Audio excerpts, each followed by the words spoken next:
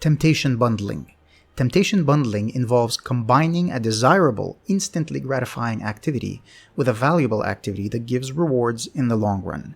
An experiment involving 226 people tested this. Participants were given access to tempting audio novels which they could only listen to while exercising at the gym. This increased how often they visited the gym by 51%. High-low cost. Making low self-control more costly, socially, physically, and financially, and making high self-control less costly improves self-control. For example, charging a $500 fine for throwing garbage on the ground adds direct financial cost to that type of self-control failure.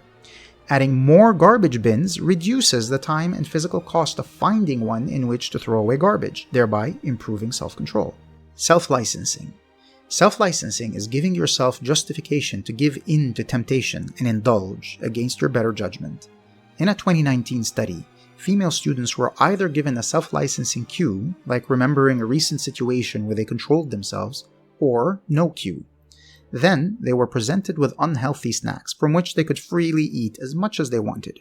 Participants with the self-licensing cue ate almost 33% more unhealthy snacks.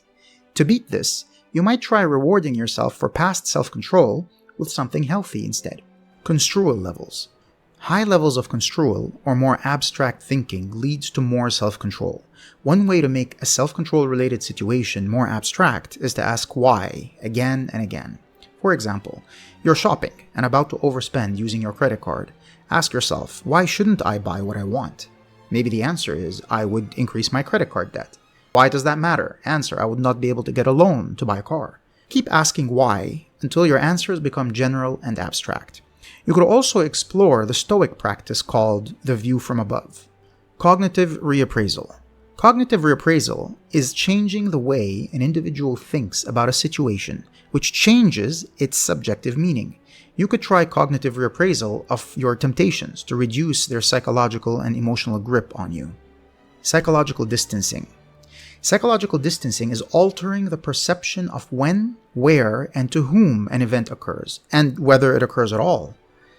When we mentally alter our perception to distance ourselves from a temptation at the time it is experienced, we can increase self-control. The next time you face a self-control challenge, try viewing the situation from the perspective of your future self. This form of psychological distancing is called temporal distancing. There are 3 more that I will share in another video.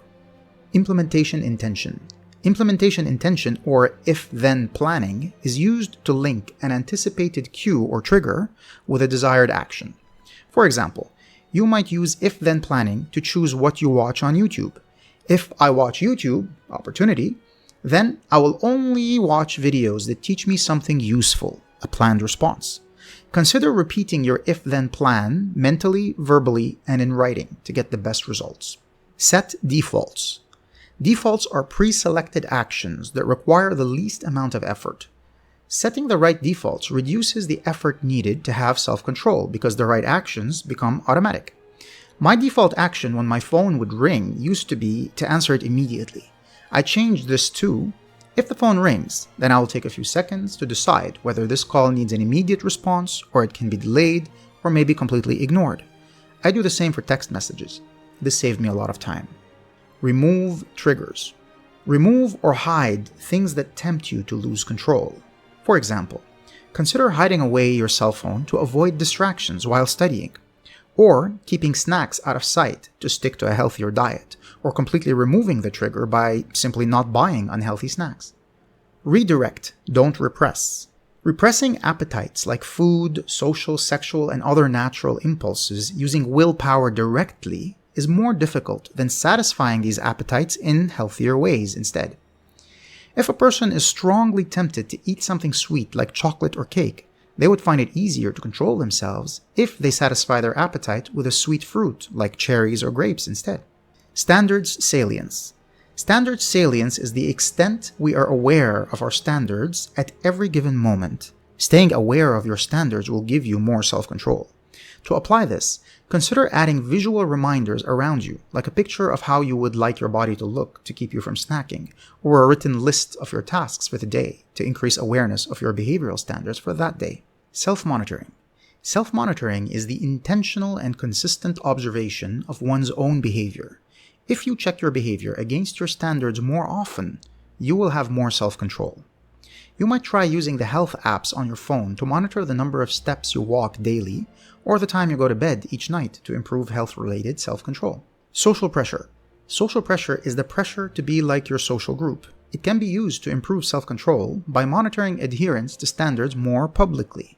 You could try telling someone you trust about one of your self-control goals, like limiting social media use to 45 minutes per day.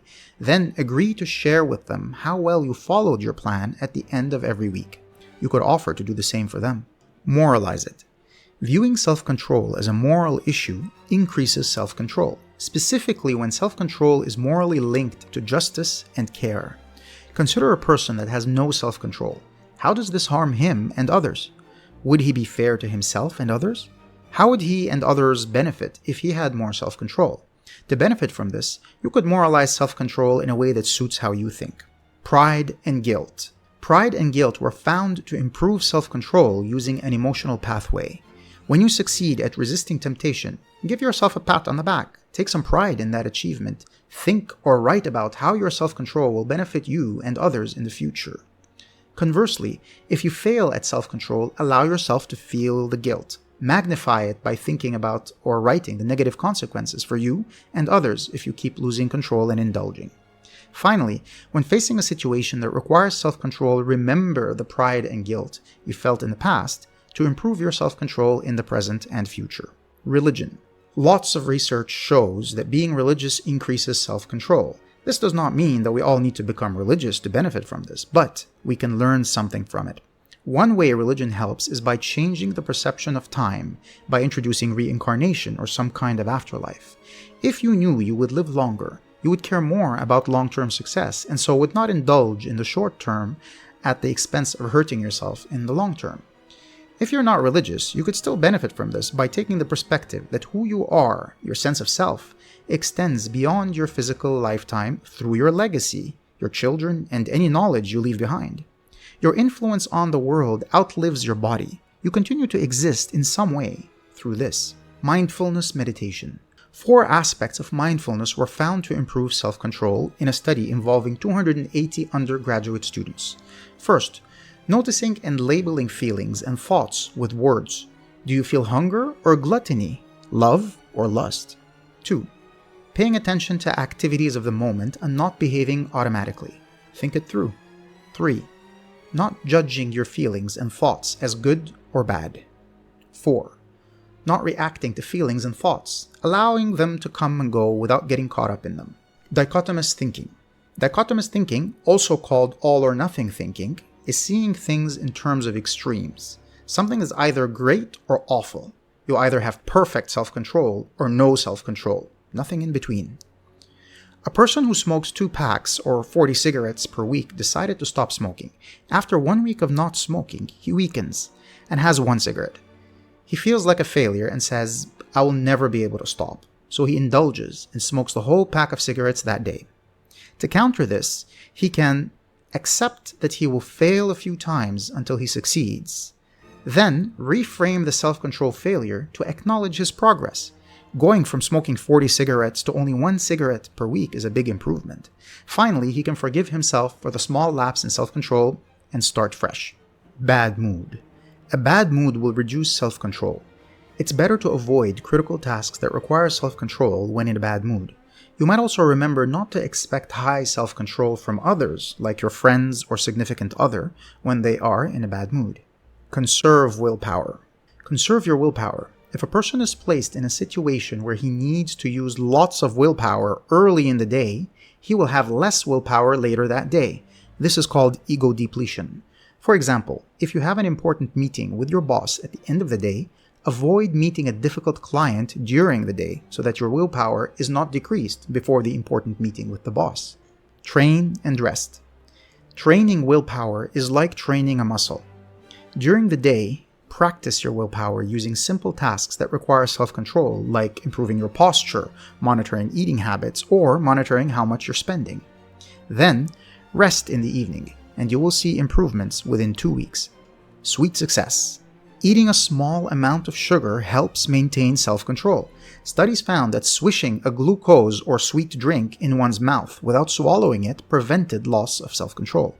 Before a particularly important task, like a job interview, you might try putting sweet candy in your mouth to preserve your self-control. Use this sparingly and carefully because sugar has lots of health drawbacks.